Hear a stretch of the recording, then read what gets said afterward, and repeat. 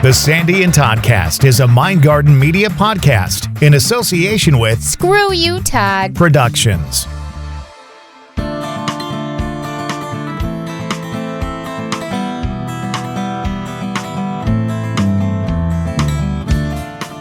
It is another edition of the Sandy and Toddcast and another great interview for you to latch on to, listen to, and enjoy.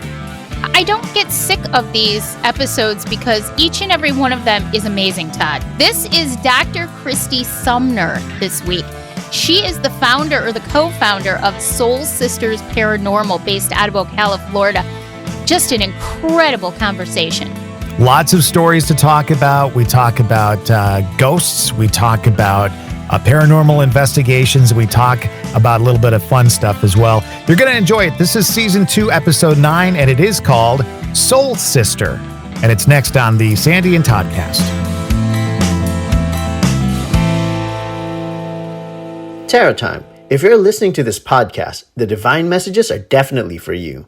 Let's combine science and magic, shall we? Root cause analysis, business planning, counseling, and good old-fashioned intuitive tarot readings so we can improve your near future circumstances by addressing your present scenarios.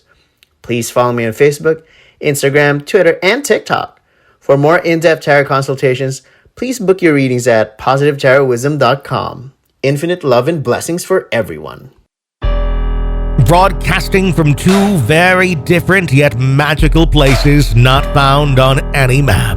Get ready to discuss the strange, weird, ghostly, crazy, spooky, and odd things that take place around us each and every day, all while having a little bit of fun. This is the Sandy and Toddcast.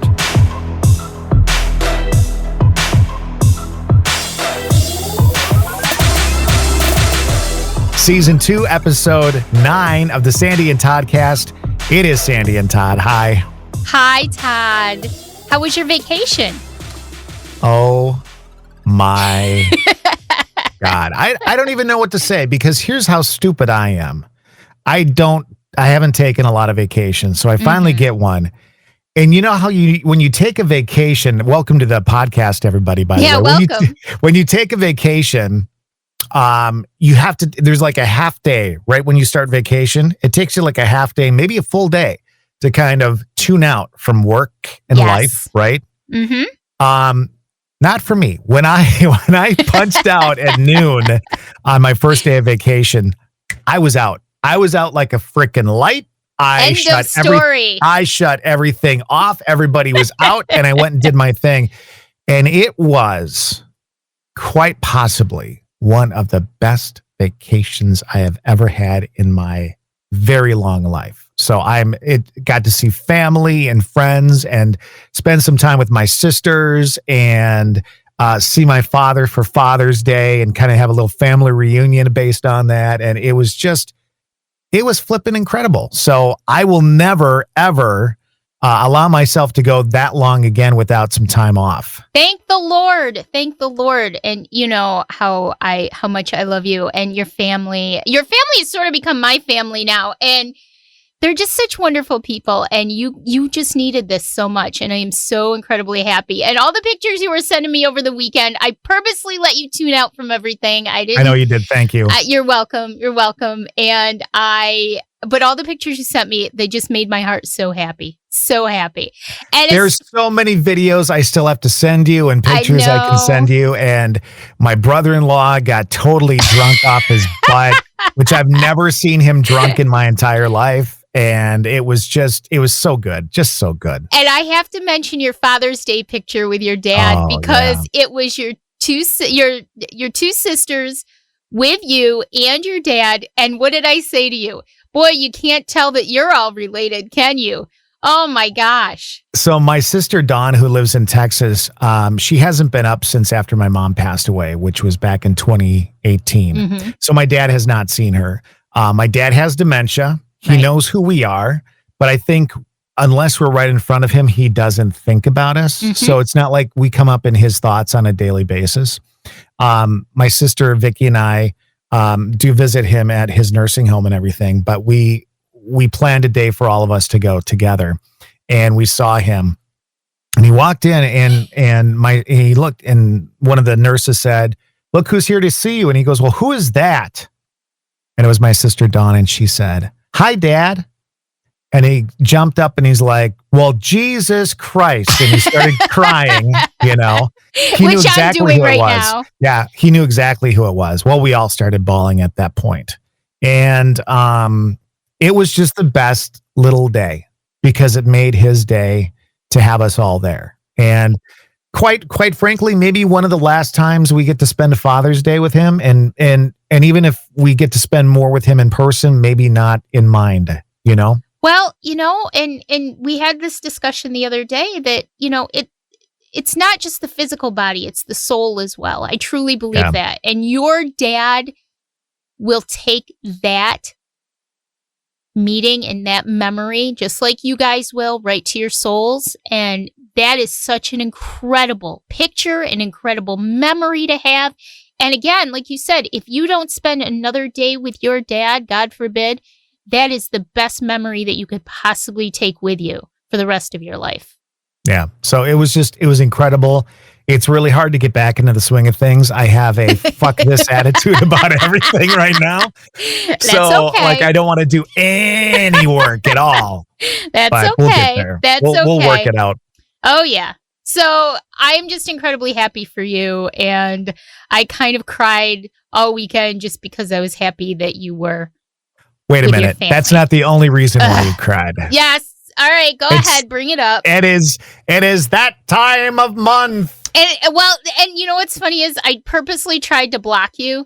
Like when you weren't feeling well last month and I had my investigation at the church, you said to me, "I want you to block me. I want you to block me because we have this, you know, people can have ties with each other, invisible ties. Right. And we have this invisible tie with each other. And you're like, I want you to block me. I don't want anything to, you know, affect your strength during this investigation." So I knew what was coming. And I was having kind of a bad week anyways. So I purposely blocked myself so hard from you over the weekend. And that was one of the reasons, because I knew how emotional I was going to be. And I was. It was hard time of month. I even sent you, I loved it. I sent you this meme and it said, "Hell, when your best friend goes on vacation and doesn't remember that they have to message you 23 times a day to keep you sane." Yeah.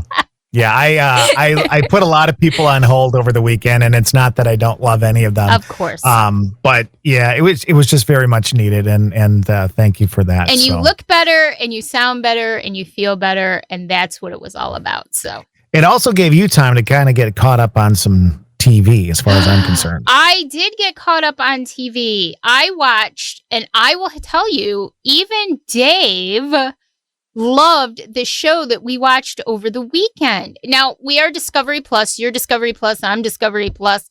And right now, they're sort of in between new episodes on most of the shows that you and I watch.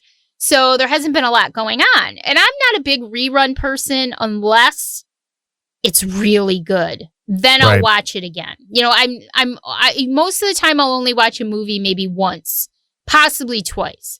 But there has to be a lot of time in between. So I caught up on two different things this weekend. Number one was a show on Discovery Plus called World's Biggest Ghost Hunt, Penhurst Asylum. Now, just by the name, I was a little iffy on it because it kind of is grandiose and it says, oh, it's the world's biggest ghost hunt. Right. And then I expected to see, you know, the Ghost Adventures crew on there. But it was so well done. So incredibly well done. It was a group of different people who had never met before. I think there were 5 or 6 of them. One was very much like me. She is an empath and a sensitive, medium, psychic. And there was a guy who was purely tech science oriented, a couple of investigators, a guy who actually knew that he was sensitive, but hadn't really started to develop anything yet and was hoping to do it during the taping of the show. And it was a great mix of people. And they'd never met before. They stayed for 2 weeks straight. Wow. 2 weeks straight at Penhurst Asylum. Now, this is infamous. This location is infamous for bad energy, bad things happening. This is one of the asylums that there were a lot of exposés back in the 70s about some of the different asylums run by states and how badly people were treated, including children. They were they were treated like animals.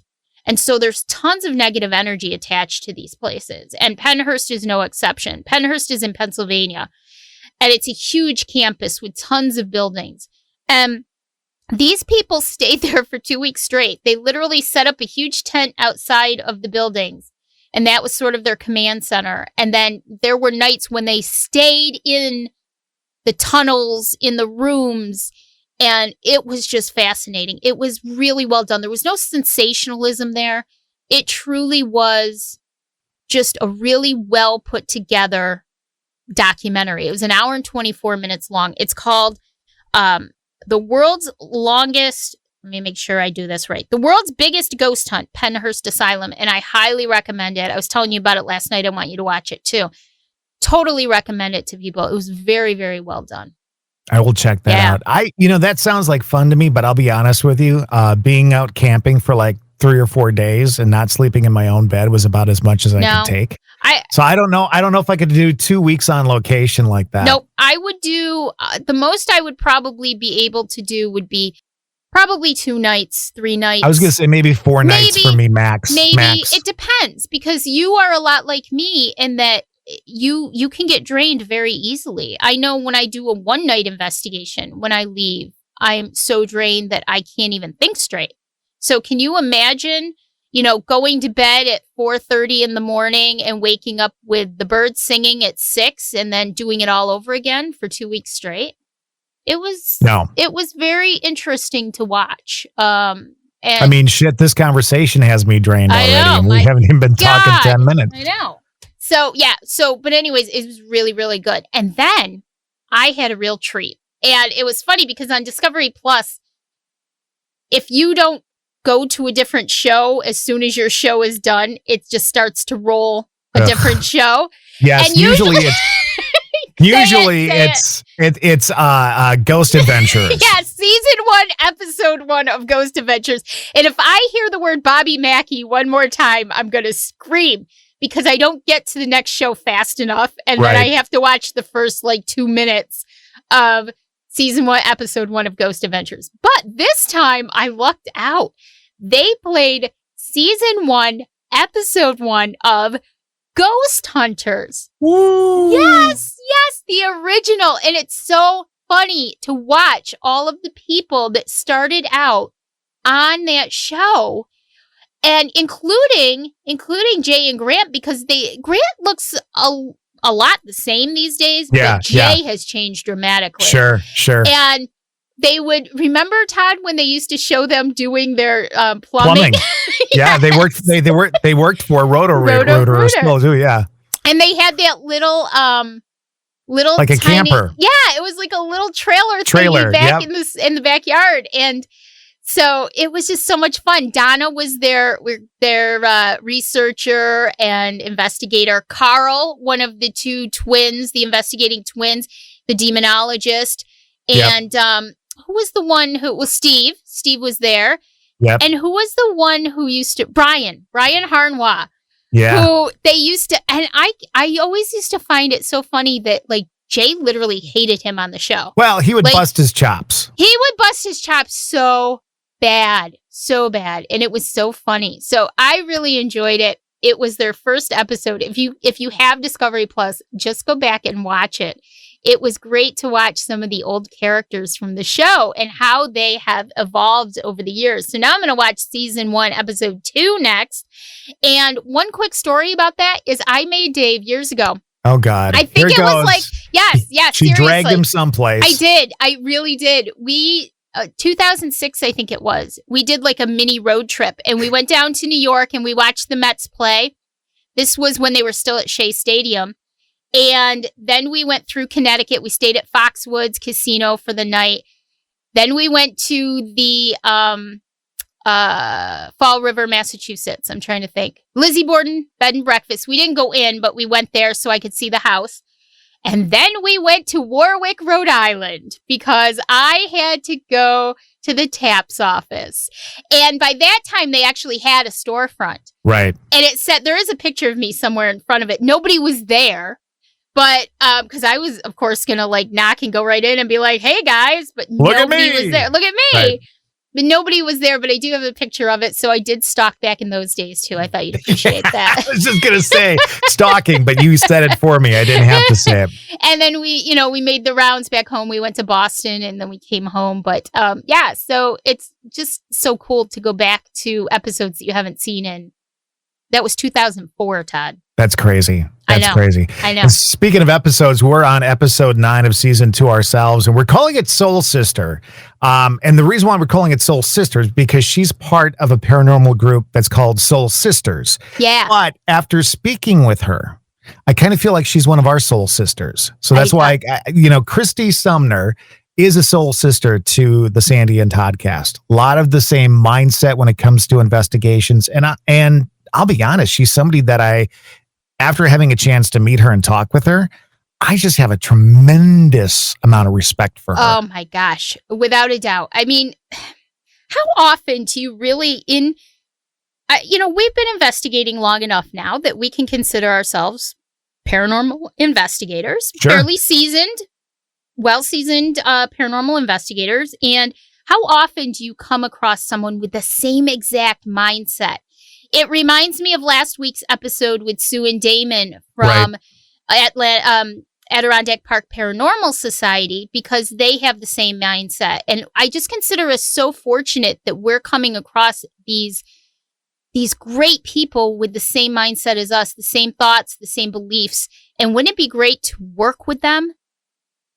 I'm just amazed. I would just want to sit and watch. I don't even necessarily need to investigate next to him. But it's so funny because you'll see that when we talk to Kristy, she names all of these very, very well-known places. And I think to myself, how in the world do you get in there? Can you take us with you, please, Kristy? It would be great. There was a bit of jealousy that night when we had the conversation. Yeah.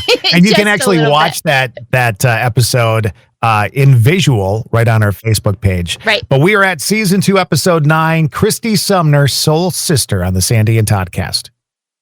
Dr. Kristy Sumner is the founder of Soul Sisters Paranormal, along with her twin sister.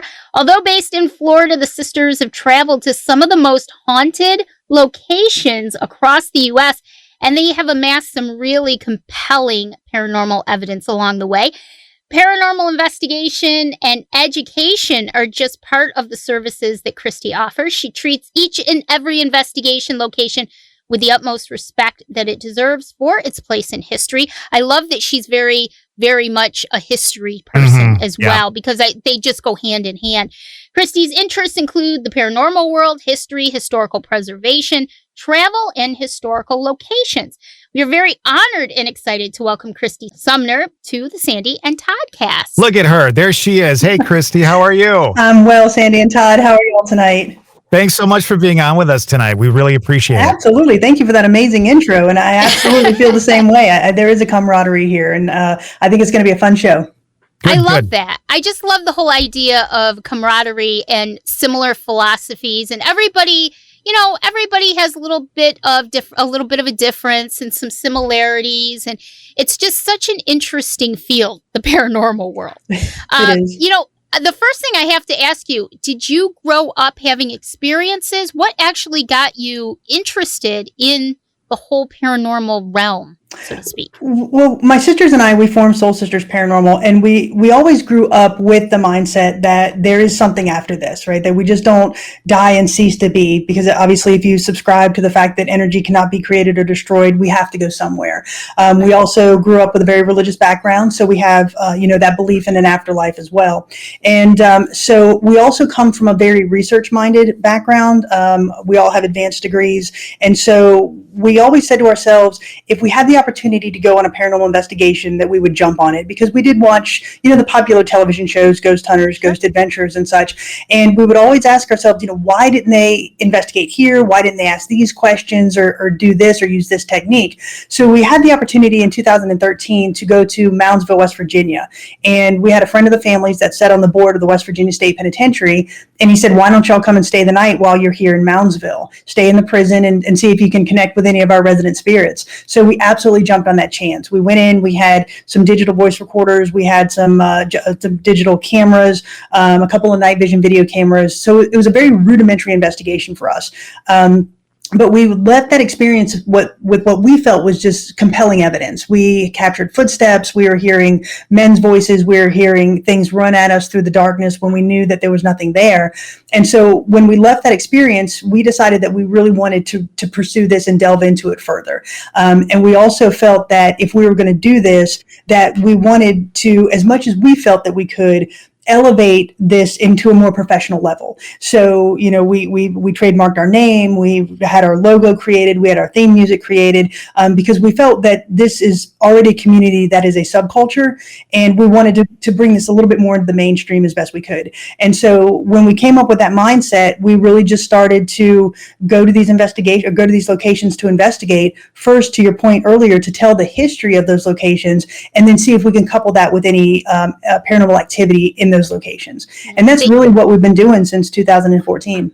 They do really go hand in hand, history and paranormal investigating. You have to kind of be a history nut in order to really appreciate investigating. You're absolutely right. And I do think that when you go in, if you're a paranormal investigator and you go in with that mindset, I think it just makes the entire community that much more rich, if you will. It increases the knowledge base. It increases, the exposure for those locations, hopefully to get more preservation dollars in. I think we've come to a point now where, in this age, we are competing, if you will, with those that are more YouTubers, or those that really want to go in to give an audience a jump scare, if you will, and really forgo the historical story. I think true paranormal investigators are those, to your point, that really go in with that historical mindset first and really have that experience, that tactile experience with that location, and then couple that with the paranormal activity. And I think that is the community that I love to be involved with.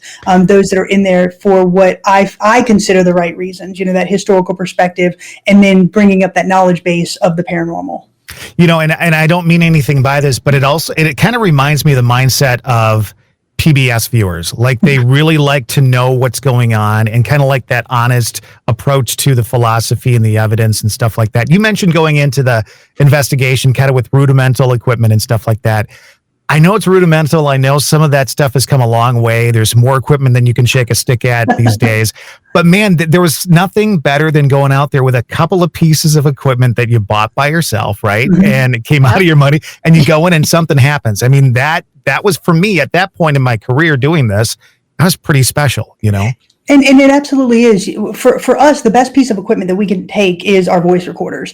For me, I feel that an EVP is the one piece of evidence that is extremely hard to debunk, especially when you're coming from an all-female team. So if I capture a man's voice or I capture a child's voice, it's very hard for me to account for that when I've controlled for every other environmental factor. Right. And so that, to me, is the most rich piece of paranormal evidence that we can gather from an investigation. Now, we do take night vision video cameras. We do take spirit boxes, EDI boxes, REM pods now, because to your point, once you start buying it, it's like a tattoo, right? You just can't get one piece of equipment anymore. It's addicting. But, we feel that in some of these locations, because we're based in Florida, and when we go to Villisca or to Wisconsin or to New York, and that may be our one shot to investigate these locations. So we want to have eyes and ears on as many places in that location as we can. And so that's why we do take a fair amount of equipment. And again, it's just really to get what we can while we're there. But if you watch any of our videos, mostly we're falling back on those EVPs. Let me ask you. Can I just ask? So we're talking about equipment. Can I just ask? Like, you mentioned the audio, and for me, that's always been big because I work in the realm of audio. So if you hear something that wasn't there when you were there, that is something to me. But if you've got your recorder, and let's say you've got a camera or something else, what's a must-have at an investigation other than the recorder? Like, what will you have? What do you disregard when you're packing your bags to go to an investigation? I think for us, again, those voice recorders we will take, but without anything else. If that's it, that's what we're taking. And then we really do like the spirit box. I know it's a controversial piece of equipment. We've got some very compelling things from the spirit box after we controlled for everything else in the environment. So we will take the spirit box. It's light, it's portable. We take that. The EDI box, we really like that because it has multiple things that it measures on there. We do have a couple REM pods. We will leave those if necessary. And then maybe 1 or 2 night vision video cameras. Overall, we have a large variety of those, but if we're just packing light, voice recorders, and the spirit box and a couple of night vision video cameras. Just to go back to the voice recorders, that is my number one most important thing to have. And I just am curious because my style is I don't do necessarily EVP sessions. I turn that baby on and I let it roll. Correct. Because most of my biggest EVPs, my captures, have been not during EVP sessions where I'm asking conscious questions, but in response to things that maybe I say or somebody else says that we know for sure it's a controlled environment, so we know for sure who it could have or could not have been. So do you do that? Absolutely. So we actually have 10 voice recorders. We will have one on our person when we investigate, and then when we go into a location, like for example, let's go to the Lizzie Borden house. When we're in the Lizzie Borden house, we will set voice recorders in different rooms, in the basement, in the kitchen, in some of the bedrooms, and we'll just hit record, and they will run all night. They're static there all night, and because of that, we captured, like I said, some very interesting things. So, for example, to your point, just before we actually started the official investigation, Michelle and Jenny were down in the parlor, which is where Andrew Borden was killed, and they were just kind of talking. This was an investigation that we had Miranda Young from Ghost Biker Explorations. She was collaborating on this investigation with us. So Miranda and Cara and I were upstairs. Jenny and Michelle were in the parlor. They were just talking and just talking. Just nonsense, really, just talking as sisters do. And we captured a male's voice saying, "I'm standing right here next to you." And they didn't hear it in the moment, but you absolutely hear it on the voice recorder. Right. And then a little bit later that night, we were taking a break, and Jenny and Cara were sitting in the parlor, and they were just talking. And we had visited the Villisca Axe murder house earlier that year. So they were talking about the differences in the axe murders. And then Cara ended up saying, either way, it would be a horrible way to go. And we captured a man's voice saying it was. And to your point, we wouldn't have captured that, if we didn't have that voice recorder just sitting there. And so we absolutely do that. We leave stationary voice recorders, but we always have one on our person as well. I sometimes think of all the missed opportunities of people who don't do something like that. It's just fascinating to me. So how do you choose your locations, Kristy? It varies. We do get called in sometimes. So, for example, the last investigation that we did was in Milwaukee at the Shaker's Bar, Cigar Bar, and they actually called us, asked us if we wanted to investigate that. So we will get called in to locations that are interested in having us there, or we will book them. We'll call up and say, hey, can we investigate there? And those are for the commercial side, what I call commercial side. So those are the Lizzie Bordens, the Brushy Mountains, those sort of things. But then we do residential investigations where, somebody will contact us and say, can you come investigate our house or our business because we feel that there's something going on. So those will be called into, but the other ones we'll either choose or somebody will call us and say, hey, you want to come investigate here?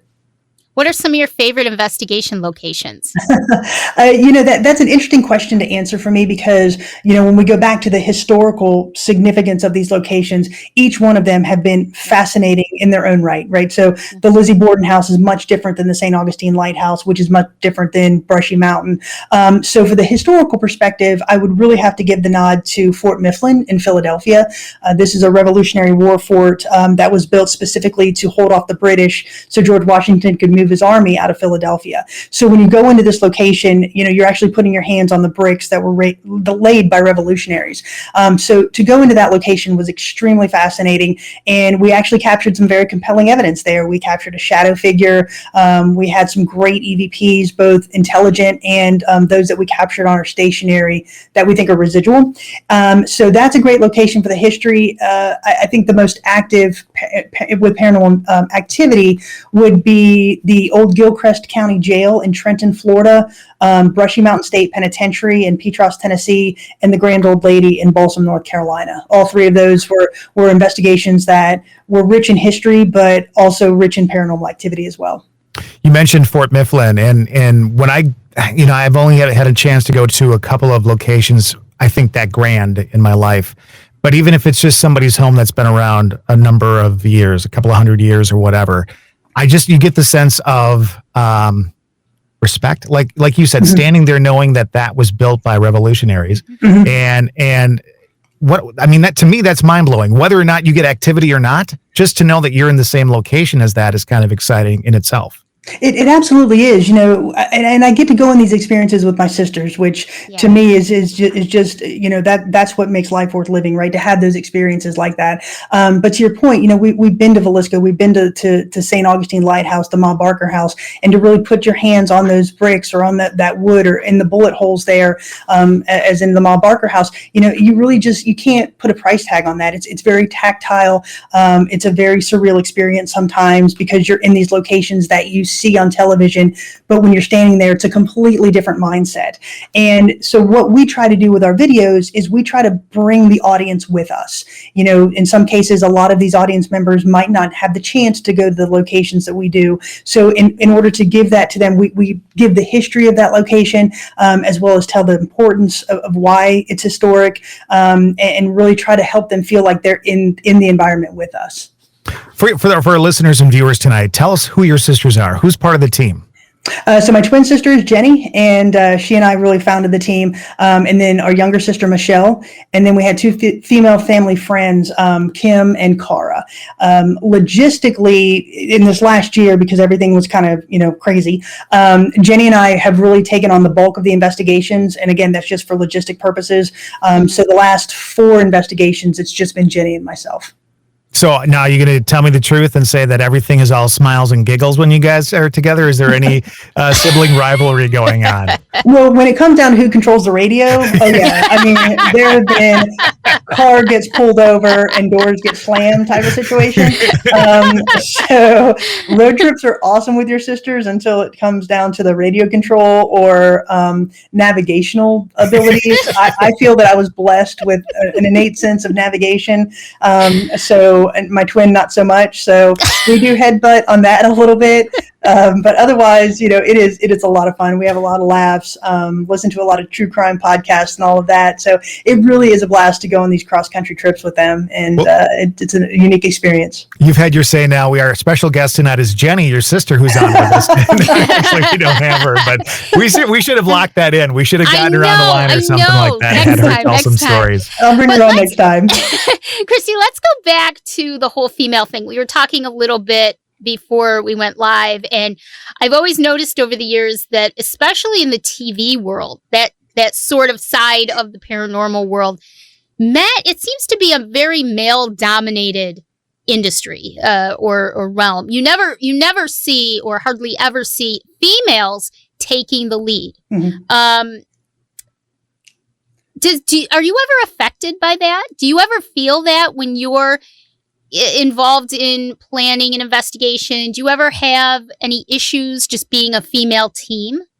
No, not really. In fact, a lot of people are fascinated by it. And, to your point, I think that with the media and TV driven shows, when there has to be that sensationalism, right? So when you see a grown guy, when an audience member sees a grown guy running out of a location, yelling demons and all of that, it adds to the drama and it adds to that sensationalism. And I get that, right? So I get that they're there to build an audience base. For us, we've never run out of a location. That is really not who we are. We go in with that historic mindset. We do a lot of research before we go on an investigation. And I think the fact that we're an all-female team really leads to a sense of empathy, in some of these locations, as I said earlier, I don't feel that I'm an empath per se, or that anybody on the team is, but we do go in with that female sense of empathy. So if we're in a location where we know that there's a child, we get down on the floor, we're rolling balls around, we're playing patty cake with the air and all of that stuff. And I think it lends itself a little bit to a different investigation style. Not to say that co-ed teams or all male teams are inferior to what we do. Obviously, that's not the case. But I think it just leads to a different technique and style.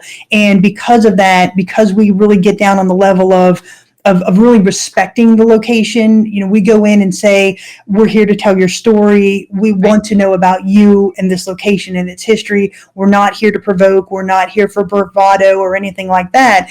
I think we get responses because we go in and we treat the spirits or the entities that we're trying to communicate with as humans, and because they had a human existence at one point. And the very essence of human existence is to be recognized. And so we go in with that mindset. We're here to recognize you and really to speak to you on that human level. And so, like I said before, because of that, I think we've gotten some very good evidence in a lot of locations. I love that. You talked a little bit about this in that response because of the female side and the empathy and all that kind of stuff. But I'm a firm believer that the energy individually of the members of the group, but even more importantly, how that works together is such an important piece to whether or not you get experiences there. I think that plays such a big role in whether or not you get communication or you get voices or you see shadows or, you hear footsteps and all that. I think that element of it is just so very, very important. You could go in with a totally different group of people and have nothing happen. Oh, and you're absolutely right. We do go in as a team. We go in with a solid mindset on what the investigation is going to look like. Now, obviously, it changes due to factors during the night, and we account for that. But we really go in with this team mindset of we're here to have a great time investigating. If we don't capture anything, that's fine. At least, we get to say we stayed the night in Fort Mifflin. We stayed the night in St. Augustine or exactly in the Grand Old Lady Hotel. And that in and of itself is our experience. If we can capture paranormal activity while we're there, that to us is really bonus. But we do go in with that mindset of just to be in this experience, to have the honor and the privilege to be there in this location is why we're there. And we really treat it with that reverence, if you will. Another thing that we're very keen on doing is taking trigger items. So before we go and do an investigation, we'll do a lot of research beforehand. So National Archives, state archives, libraries, museums, all of these things we're delving into to try to get history of these locations. So we will form trigger items or take trigger items that are very germane to that situation. So, for example, when we went to Fort Mifflin, we knew that there was one of these casemates, a subterranean casemate that was used as a solitary confinement cell. So we took food, water, and cigarettes, and we left it in there, and we said, this is for you. We acknowledge that you suffered in the solitary confinement cell. We're going to leave this here for you. If you want to communicate with us, fantastic. Later that night, we went back in. It was just Cara and myself, and so we went down into this, again, subterranean casemate, no noise pollution, no light pollution or anything. And I said, we left you some water, we left you a cigarette, and we got a male's voice saying, thank you. Mm-hmm. And it was that, I think because we acknowledged what the entity went through, he's acknowledging us. Right. And so, we're always looking for ways to really take unique and different trigger items to try to elicit that response. What, you beautiful souls? I'm so excited to have this platform where I can share my gifts, the things that I do, what we need to do as a collective energy to really step into Soul's path.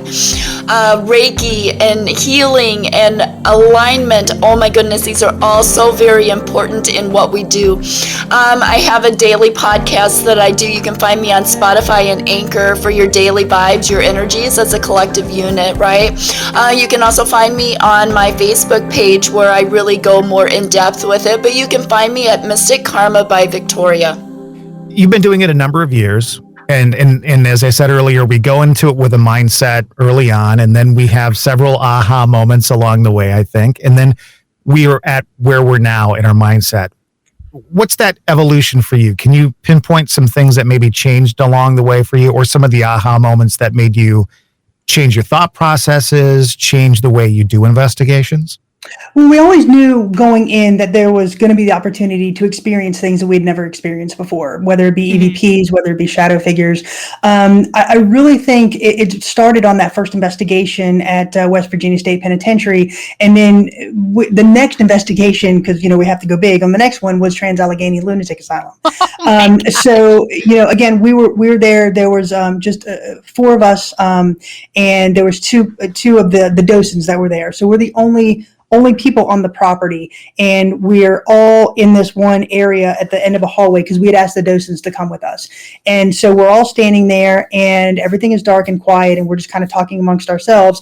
And we heard this loud scream from down the hallway. We all heard it. It picked up on everything. And so because we knew that there was no chance that anybody else was in this building, that really started the aha moments, and then everyone after that, again, is so unique in their experiences that each one is like, wow, did we just capture that? Even though we've captured dozens of EVPs before, everyone you capture is unique. So for example, one of the investigations that we did last year was at the Grand Old Lady Hotel. This is an amazing hotel in Balsam, North Carolina. It was built in 1905 as part of the railway system. It's 3 stories. It has about 100 rooms, and it's really kept in that historic condition, right? There's no televisions, there's no radios, there's nothing in this hotel that speaks to this century, right? It all speaks to the early 1900s. And so we actually did this investigation with Miranda, again, from Ghost Biker Explorations, and it was just Jenny and Miranda and myself, when we had the building for the entire weekend. So Miranda did her investigation on Friday night, and we did ours on Saturday night. And we actually slept there. And so on Saturday night, when we were sleeping, we decided to sleep in a suite, this room that was a suite, and it had a small outer room that had 1 bed, and then it had an interior room that had some double beds where Jenny and I slept. So Miranda's in this room, Jenny and I are in the secondary room, but it had only 1 door. The entrance and exit door. It had only 1 door. And so we had a night vision video camera on the inside of the door, a night vision video camera on the outside of the door, and we all had voice recorders by our beds. So about 15 minutes after we said goodnight, there was a male's voice at the door saying, "Please don't go." And Miranda said, "Did you hear that?" And I said, "Yes." And she said, "What did that sound like?" And I said, "It sounds like a man outside the door," even though that there's nobody else on the property. So, to your point, Todd, in a very long-winded way, I think everything that we do from when we started to even now is an evolution. We're always learning, we're always growing, and every EVP or every piece of evidence that we found that we feel is compelling is our growth in that evolutionary process. Right. Love it. I agree. So good. Have you ever had, now I've had a few, I never find myself during an investigation to be nervous or scared per se, but I've had a couple of things in the discovery section of the investigation after the fact that I've been like, oh my gosh, where a spirit has addressed me personally, or, do you ever get things like that and kind of get the tingles because it's kind of weird that they're actually addressing you or it's aimed at you? Absolutely. So we were at Hales Bar Dam in Guild, Tennessee, and this is a dam that has a series of tunnels that runs underneath it from one side of the river to the other. And so Jenny and I, Cara and Michelle, were up on the 3rd floor, and Jenny and I were down in the tunnels. And so there's in the tunnels, there's a junction, right, where they connect, an intersection. So Jenny and I are sitting in that intersection, and we had a voice recorder down at the far end of one of these tunnels, but we're sitting in the intersection asking questions. And so I said, "What is your name?" And we didn't hear anything. And then I said, "What is my name?" And we hear Kristy from down the hall. And so that was interesting in the moment. But when we went back and listened to the voice recorder that was down at the end of the tunnel, when I asked the question, "What is your name?" we got Hank. And then I said, when you hear me say what was my name, you very clearly hear Kristy. And so yeah, that was an interesting moment. To your point, I can say that we've never really been scared per se. There's definitely been moments where we've been startled, and we've had some, oh crap moments in some of these locations, right. But really we've run towards it rather than trying to run away from it, because we do want to see if we can find out what's causing it. There's been some things that have just been unexplainable. We captured a shadow figure in Brushy Mountain State Penitentiary where we all saw it in the moment. We captured it on video, and the SLS camera captured it as well. And that was an amazing moment for us. Again, Miranda from Ghost Biker was with us on this one as well, and her camera guy, Josh. And Miranda happened to be holding an SLS camera, and he was filming it. And we were in the gymnasium. There was no lights on. Everything was dark. We had a couple of items in the middle of the gymnasium, and we were standing about 15 feet away from it.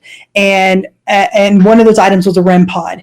And so as we're watching this, asking questions, a shadow figure runs from right to left and cuts off my line of vision to everything in the middle of the room. And it just so happens at that exact moment, you hear me say, did anybody else see that? Miranda captures an anomaly on the SLS, which is being filmed by Josh. And so Miranda said, I captured an anomaly. And as Josh pans up, the shadow figure runs back across. We all see it. And, I say that there it is again. And so it was really one of those amazing moments where we're capturing it with our eyes, we're capturing it on video, and we've got pieces of equipment that are capturing it as well. We've talked to a bunch of people about this topic, because I think when the shows like Ghost Hunters and stuff like that came out, and nothing against how they did things or what they did, I mean, they really got me involved in the paranormal because I realized people were doing this. So it was a very important show in my life. But I think we got to a point where, because you couldn't prove it on camera, you took away all of the personal experiences. So if you felt something, or you saw something that you didn't catch, or you felt something or whatever, it didn't matter. You couldn't show it as evidence, so it didn't count. And I think we need to get back to the point where, okay, you saw that happen. You guys actually saw it. You had it on the camera, right? Anomalies and all that. I mean, I think we need to bring that back into the investigation, because it is a piece of evidence in the investigation. Oh, absolutely. Those personal experiences are something that we absolutely rely on.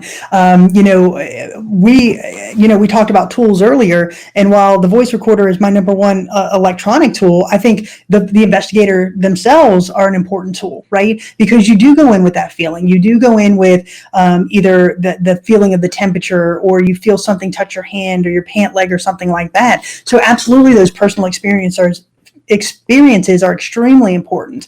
If you watch any of our videos, you a lot of times hear us say, I feel that, or I hear that, and then to be able to couple that with our equipment, it just makes it that much more compelling to us. It makes it that much more relevant. And so when we go into a location, the best investigations that we've gone on, obviously, are those where we can say, I see this, I hear this, I'm capturing this EVP, my REM pod's going off, we've got something on the SLS, I've got the shadow figure running through my laser grid, and that just really builds the case that there is something unexplainable going on here. And we've had those investigations, and they're fantastic. Yeah, that validation means everything. To be able to, and that's why I truly believe that one or the other alone does not make a good investigation. It's using both together to investigate and to validate what's going on in a place. Oh, absolutely. Let me ask you this, Kristy. Do you do anything before an investigation to sort of protect yourselves, to get yourself ready for an investigation? How do you handle that? Yes, we absolutely do. So before we go into a location, just very preliminarily, we find our investigation location, and then we do a lot of background research on that location. What were the important events there, important figures, things that we can use again as questions when we go into it and do our investigation. The next step is that we will go in and take a day tour beforehand. We want to look at the location during the day. We want to scout out any environmental factors, street lights, where will car headlights go, airplane traffic, train traffic, kids in the neighborhood, dogs in the neighborhood. We really want to look at those environmental factors. So if we hear that or see that during the night, we can rule that out as something that's natural, not paranormal. And then we will go into that investigation. And before we enter, we will say a prayer protection. And again, we really kind of center ourselves and go in with what I feel is the right intention, i.e. really looking to tell the story of the location and tell the story of any entity that may be there. So again, we don't go in with a provoking nature or any type of chest thumping, if you will. And then we conduct the investigation, and then when we leave, we do say a prayer of protection, and we just acknowledge that, you stay here. You're not allowed to come with us. You're not allowed to leave this area. This is your space, and we're going back to ours. And so we really do kind of leave it there with that prayer of protection. Yeah, I think intention is very, very important. Absolutely. What is your thought on, now some groups use mediums and some groups stay kind of away from that. They do depend still on personal experiences, but they don't really use mediums. What's your thought on using mediums in an investigation? I think it's a very interesting concept. We have not personally done it. We have been asked, and it just has never really meshed well up until, since we've done this. It's not to say we won't take a medium with us at some point. It's just up until now, we've never done it. And so I do think it's a valid tool. I think it'd be very interesting to have a medium go in either before or after us to see if they can pick up some of the same things that we've done or we've captured. But it's just something that we've never used, but I do think it's a very interesting concept. Yeah, I think it's a lot like having somebody join your group. There has to be that trust level. There has to be that connection. You have to feel comfortable in the situation, because if they're with you, they've got your back, and you've got to have their back as well. So I think that plays a big role in whether you're bringing a medium or you just bring a new member into the group. There has to be some sort of connection there. Oh, absolutely. There has to be that trust level. There has to be, that camaraderie and that feeling of, like, as you said, they've got my back and I've got theirs. What is your favorite paranormal TV show other than what you guys do? If you had to pick one, what would you choose? I really did like the concept of the Dead Files. I haven't watched it a lot recently, but I do like that concept. I think a lot of the shows, when they first start out, that's when they're at their best, right? That's when they're really going in for, again, what I think are the right intentions or the interesting intentions to really showcase. It's really when they start getting into the later seasons that they realize that they have this audience base and they need to keep the audience base. And that's when the sensationalism really comes into play. So I really like the concept of that show. And then, every now and then I'll watch some of the others like Ghost Adventurers or Ghost Hunters. But I think the concept of the Dead Files was one that I really enjoyed. I think the first 3 seasons of the Dead Files were my favorite. And after absolutely. that, you could sort of tell the difference. And so I picked back up the last couple of seasons, but in between, I didn't really watch it as much. But I was like you, I just love the whole idea, the whole concept of it. And it's not even a paranormal investigation. It's just, that's what made the concept just so cool to me. Yes. Different.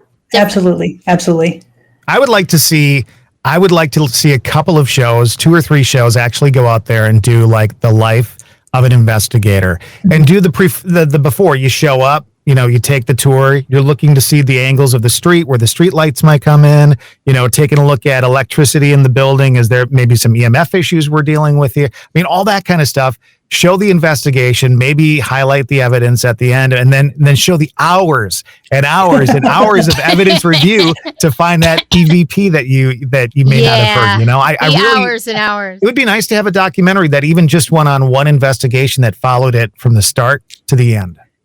It would be fascinating, because it would showcase the fact that we are different than what you see on popular television.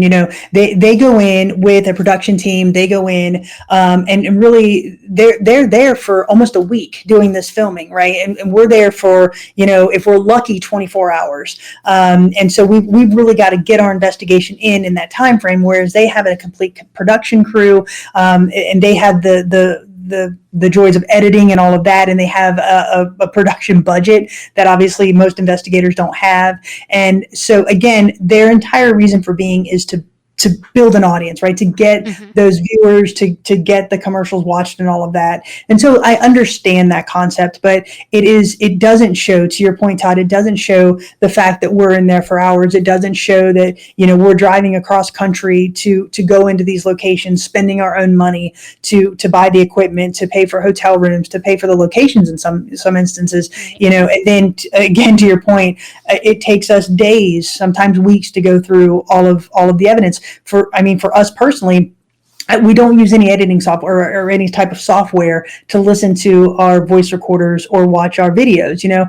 What we literally do is I plug in a headphone to our voice recorder and I push play. And if that voice recorder ran for 10 hours, I'm listening to 10 hours of audio. And you times that by 10, I'm listening to 100 hours of audio. And so it does take a lot of time. But, for us, it's one of those things that it's absolutely worth it because it's just an amazing feeling when you do capture those things. What's next for you guys? Like, what investigations are you looking at maybe doing later this year or into next year? Where do you want to go? We do have a couple investigations lined up already. We'll be in Pottstown, Ohio, investigating at the Pottstown Elementary in August. We were supposed to go out to Texas this next month, but unfortunately that got postponed. So that is still on the board to go. We will be at a couple of Paracons. We were just at one last week in Tennessee. We'll be in New Mexico in October doing a Paracon out there, the Las Cruces Paracon. Very excited about that. We also are doing now what we call Landmarks, Legends, and Lore, which is kind of a spin-off series of our investigations. So it really highlights historical legends, and it doesn't so much have a paranormal investigation, but it tells the ghostly stories of different locations or different objects. So for example, the last one we did was haunting bridges. Before that, it was haunting cemeteries. This next one is going to be interesting. It's going to be haunting aviation. And so just different stories about, that. So not so much investigations, but more history driven. So we've got that going on, working on a couple of different projects that we hope to announce here in the next couple of months, which is going to be very exciting. And so, it honestly, it has really been an experience that has grown over the last 2 years. It was never really meant to be as big as it has become for us. Really, it was just my sisters and two great friends getting together and doing this really unique thing, going on these really unique girls trips.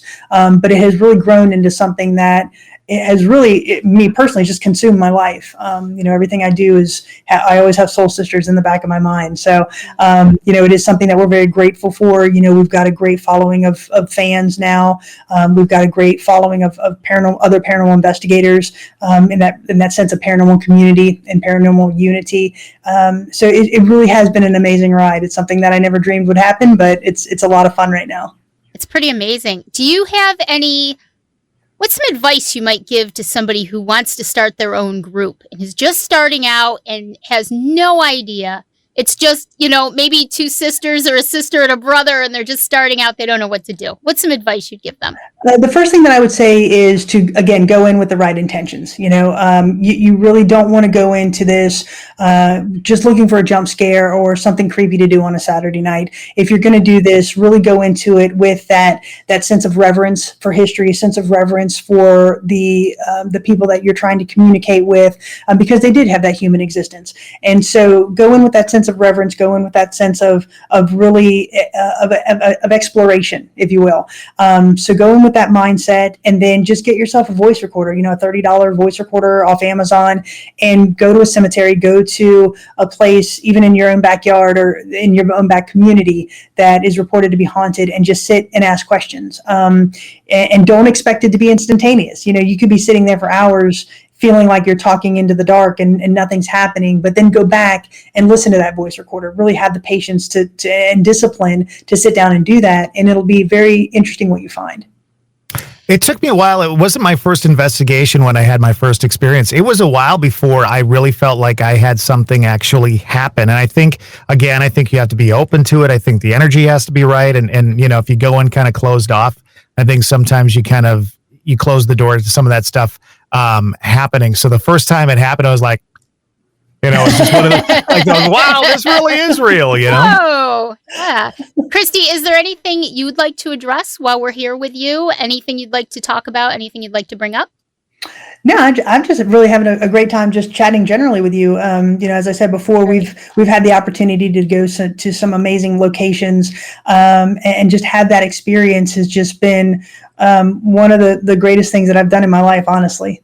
First of all, let me just say, if I sat here and said I wasn't really jealous of the Soul Sisters, I know. I know. I mean, there's a part of me that loves Kristy. There's a part of me that hates Kristy. You know what I'm saying? As you're talking about all these different places, right? I'm going, all right, Todd and I need to figure out how to get here, and we need to figure out how to get here and here.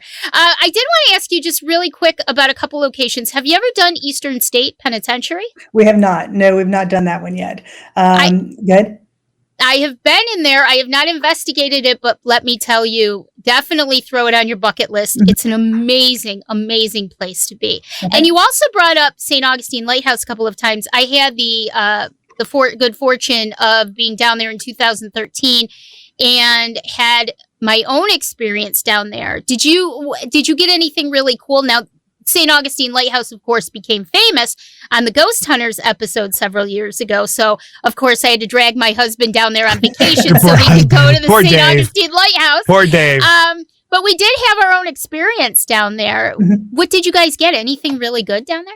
Oh, absolutely. We've actually investigated there twice. And it is an amazing location. The interesting thing, obviously, about the St. Augustine Lighthouse is that you really have to change your structure a little bit with investigations because you have to go up rather than out. So once you climb to the top about 3 times, you're pretty much dead. You're done for the night. Literally dead. But what we did is we actually had cameras set up on the different night vision cameras set up on the different landings of the light tower. And so we captured a couple of EVPs off that. And we captured some voices in the playground, which we had a voice recorder sitting there. There's a little apparatus there, wooden ship. So we had captured some EVPs in there. We were in the lightkeeper's cottage, and Michelle and Cara were down in the basement, and they started smelling some cigar smoke, which is one of the claims there.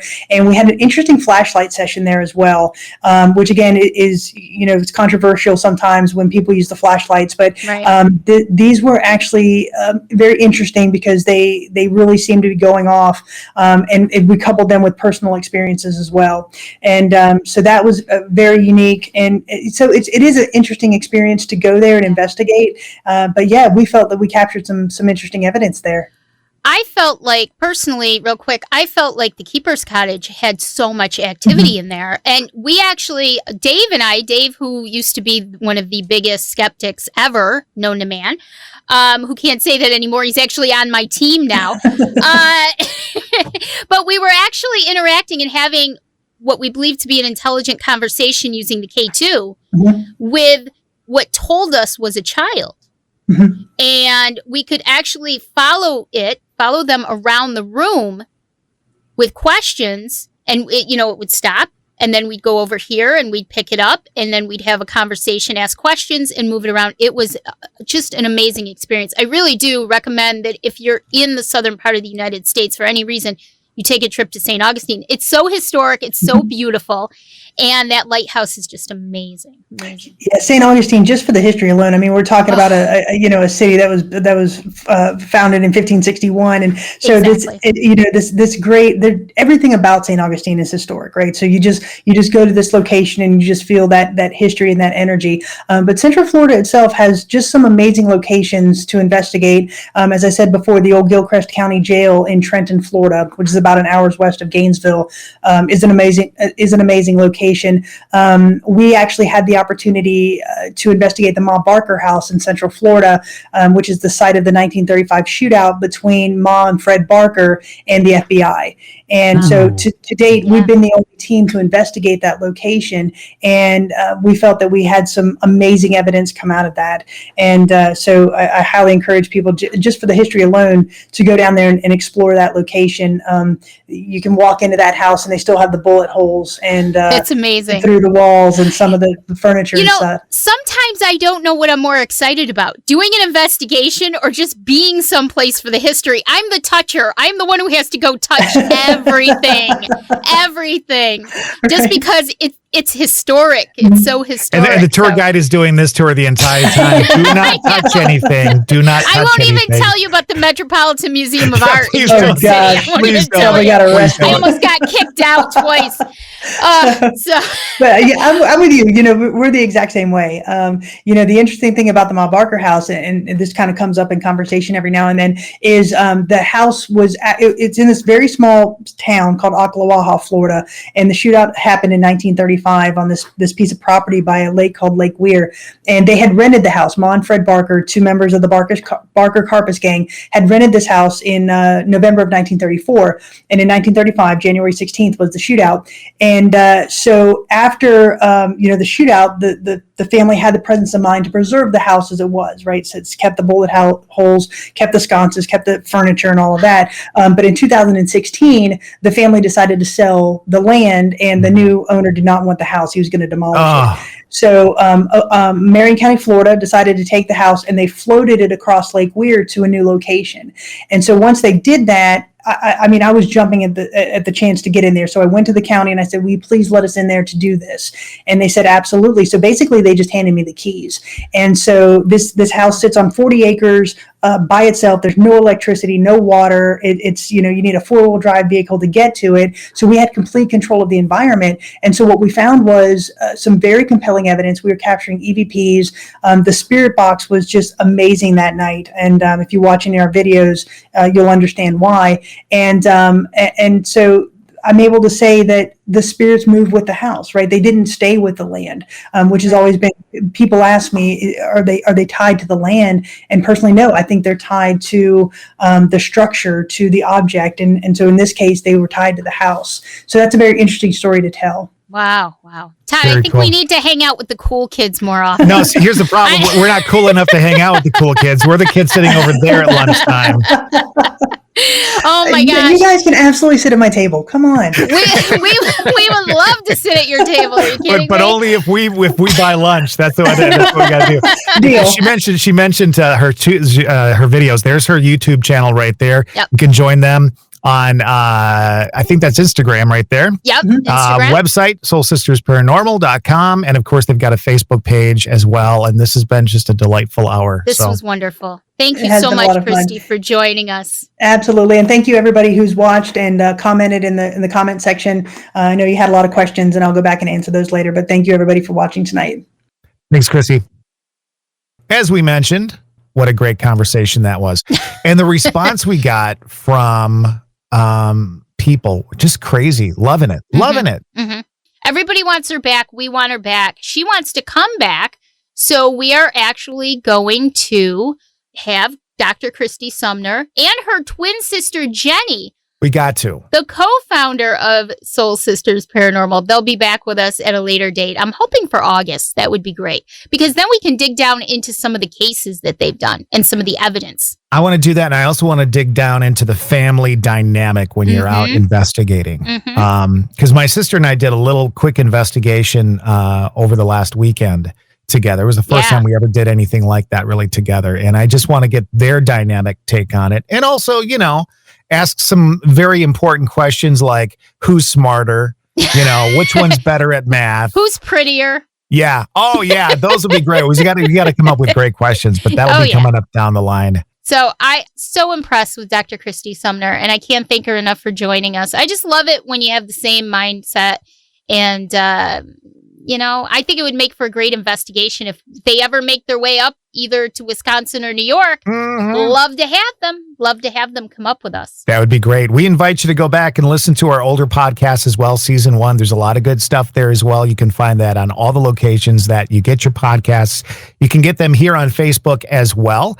And join us for the live casts. We put those up on our Facebook page, the Sandy and Toddcast, and also on our group page Friends of okay, I don't know that. I thought I was going to get it. Quiet. I was just being quiet because I wanted to let it go. Stay Weirdos, the Friends of the Sandy and Toddcast, which I hope you join.